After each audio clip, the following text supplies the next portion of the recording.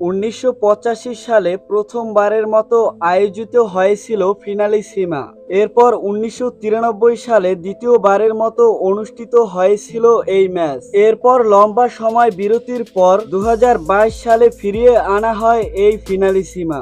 Europe ও দক্ষিণ আমেরিকার দুই মহাদেশীয় চ্যাম্পিয়ন নিয়ে আয়োজিত শিরোপা নির্ধারণী ম্যাচটি পরের বার হওয়ার কথা 2025 সালে, অর্থাৎ আগামী বছর। কিন্তু সেই ম্যাচটি আদৌ মাঠে গড়াবে কিনা তা নিয়ে দেখা দিয়েছে অনিশ্চয়তা।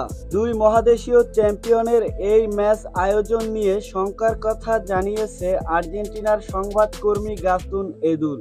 এদুলের দাবি, এখন পর্যন্ত ফিনালিসিমা আয়োজিত হবে কবে তা নিয়ে এখনো সিদ্ধান্ত হয়নি, কারণ ক্রীড়া সূচিতে এখনো পর্যন্ত উপযুক্ত কোনো তারিখ খুঁজে পাওয়া যায়নি। বিশেষ করে বিশ্বকাপের বাছাই পর্ব, ইউএফা নেশনস লিগের ঠাসা সূচি ফিনালিসিমার আয়োজনকে শঙ্কার মুখে ফেলে দিয়েছে। তো দর্শক, ভিডিওটি সম্পর্কে আপনার মূল্যবান মতামত কমেন্টে লিখে জানাবেন। আর খেলাধুলার যে কোনো আপডেট পেতে চ্যানেলটি সাবস্ক্রাইব করে পাশের বেল বাটনটি অন করে দিবেন।